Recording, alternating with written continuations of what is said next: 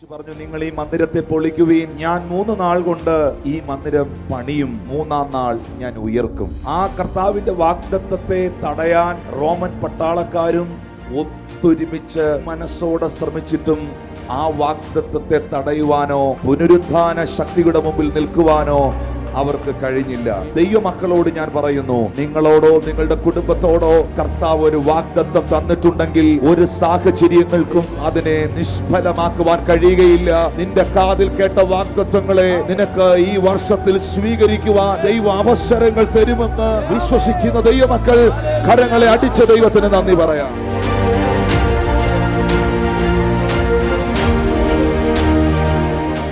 ആമോസിന്റെ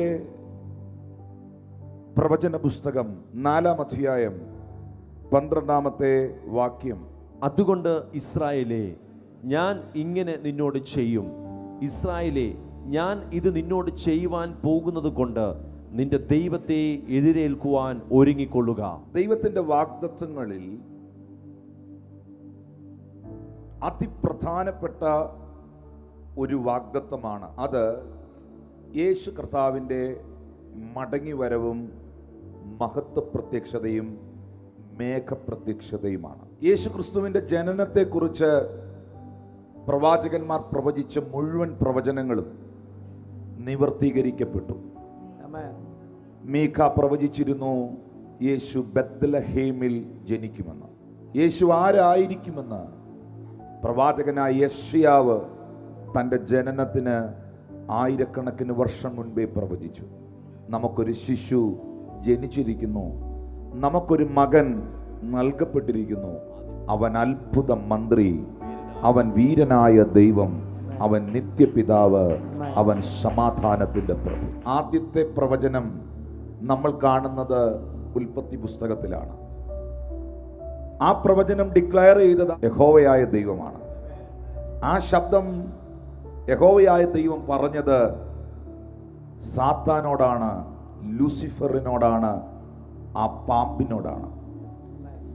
നീ മാനവകുലത്തെ വഞ്ചിച്ചെങ്കിൽ, നീ സ്ത്രീയെ ചതിച്ചുവെങ്കിൽ, ഉൽപ്പത്തിയുടെ പുസ്തകത്തിൽ നമ്മൾ കാണുന്നു, അവളുടെ ഉദരത്തിൽ ജനിക്കുന്നവൻ തന്നെ നിന്റെ തലയെ തകർക്കുവാനിടയായി. ആ കാലഘട്ടം മുതൽ യേശുവിൻ്റെ ജനനത്തോടുള്ള ബന്ധത്തിൽ സ്വർഗത്തിൽ സകല കാര്യങ്ങളും സജീവമാകുകയാണ്. മാനവകുലത്തെ രക്ഷിക്കുക എന്നുള്ളത്, വിടുവിക്കുക എന്നുള്ളത് ദൈവത്തിൻ്റെ പദ്ധതിയായിരുന്നു. അതുകൊണ്ട് സകല പ്രവാചകന്മാർക്കും യേശു ക്രിസ്തുവിൻ്റെ മശീഹായെക്കുറിച്ചുള്ള, അവൻ്റെ ജനനത്തെക്കുറിച്ചുള്ള പ്രവചനങ്ങൾ ദൈവത്തിൽ നിന്നും ലഭിച്ചിരുന്നു. അവർ അത് പ്രവചിച്ചിരുന്നു. ദാവീദും വിളിച്ചു പറഞ്ഞു, വീട് പണിയുന്നവരായ നിങ്ങൾ തള്ളിക്കളഞ്ഞ കല്ല് മൂലക്കല്ലായിത്തീരും. യേശു ക്രിസ്തുവിന്റെ ജീവിതത്തെക്കുറിച്ച് പ്രവാചകന്മാർ പ്രവചിച്ചു. ഗബ്രിയേൽ മാലാഖ, ഗബ്രിയേൽ ദൂതൻ മറിയത്തോട് തൻ്റെ ജനനത്തിനു മുൻപേ അവൻ ആരാകുമെന്ന് വ്യക്തമാക്കി. ആ നിലകളിൽ യേശുവിൻ്റെ ജീവിതം ഈ ഭൂമിയിൽ ഉണ്ടായി. യേശുവിൻ്റെ മരണം, യേശുവിൻ്റെ അടക്കം, ഇതെല്ലാം പ്രവചനങ്ങളുടെ നിവർത്തീകരണമാണ്. യേശുവിനെ അടക്കം ചെയ്തത് മണ്ണിലല്ല, കല്ലിൽ വെട്ടിയ കല്ലറയിലാണ്. എൻ്റെ പരിശുദ്ധനെ ഞാൻ ദ്രവത്വം കാണുവാൻ സമ്മതിക്കുകയില്ല എന്ന പ്രവചനം അവിടെ നിറവേറുകയാണ്. അവൻ്റെ അസ്ഥികളിൽ ഒന്നും തന്നെ ഒടിഞ്ഞുപോയില്ല എന്ന പ്രവചനം നിക്കോദിമോസും അരിമത്തേയിലെ മന്ത്രിയായ ജോസഫും അവർ നടത്തിയ ഇടപെടലുകളാൽ സന്ധിയായപ്പോൾ കുരിശിച്ചവനെ, ക്രൂശിക്കപ്പെട്ടവനെ കൈകാലുകൾ തല്ലി ഒടിച്ച് അസ്ഥികൾ ഒടിച്ചു കളഞ്ഞ് താഴ്വരയിലേക്ക് തള്ളേണ്ട സാഹചര്യത്തിൽ യേശു കർത്താവിനെ ക്രൂശിൽ നിന്നും ഇറക്കി ശീലകൾ കൊണ്ട് പൊതിഞ്ഞ് ഏറ്റവും ശ്രേഷ്ഠകരമേറിയ ഒരടക്കം യേശു കർത്താവിന് അന്ന് ലഭിക്കുവാനിടയായി. അതൊന്നും സംഭവിച്ചത് സ്വാഭാവികമായി, സാധാരണമായി ഉണ്ടായ ഒരു അവസ്ഥയിലല്ല. അതെല്ലാം നടന്നത് പ്രവചനങ്ങളുടെ നിവർത്തീകരണമാണ്. വാഗ്ദത്തം ചെയ്തതുപോലെ യേശു പറഞ്ഞു, നിങ്ങൾ ഈ മന്ദിരത്തെ പൊളിക്കുവീൻ, ഞാൻ 3 നാൾ കൊണ്ട് ഈ മന്ദിരം പണിയും, മൂന്നാം നാൾ ഞാൻ ഉയർക്കും.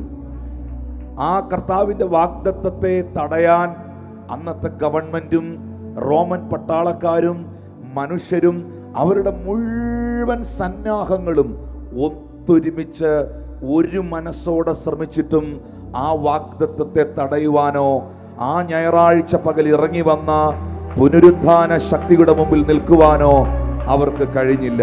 ദൈവമക്കളോട് ഞാൻ പറയുന്നു, നിങ്ങളോടോ നിങ്ങളുടെ കുടുംബത്തോടോ ദൈവസഭയോടോ കർത്താവ് ഒരു വാഗ്ദത്തം തന്നിട്ടുണ്ടെങ്കിൽ ഒരു സാഹചര്യങ്ങൾക്കും ഒരു വ്യക്തികൾക്കും അതിനെ നിഷ്ഫലമാക്കുവാൻ കഴിയുകയില്ല.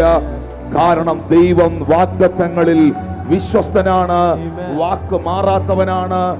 2024-ലും 22-ലും 23-ലും ഒക്കെ നിന്റെ കാതിൽ കേട്ട വാഗ്ദത്തങ്ങളെ നിനക്ക് ഈ വർഷത്തിൽ സ്വീകരിക്കുവാൻ ദൈവ അവസരങ്ങൾ തരുമെന്ന് വിശ്വസിക്കുന്ന ദൈവമക്കൾ കരങ്ങളെ അടിച്ച ദൈവത്തിന് നന്ദി പറയാം.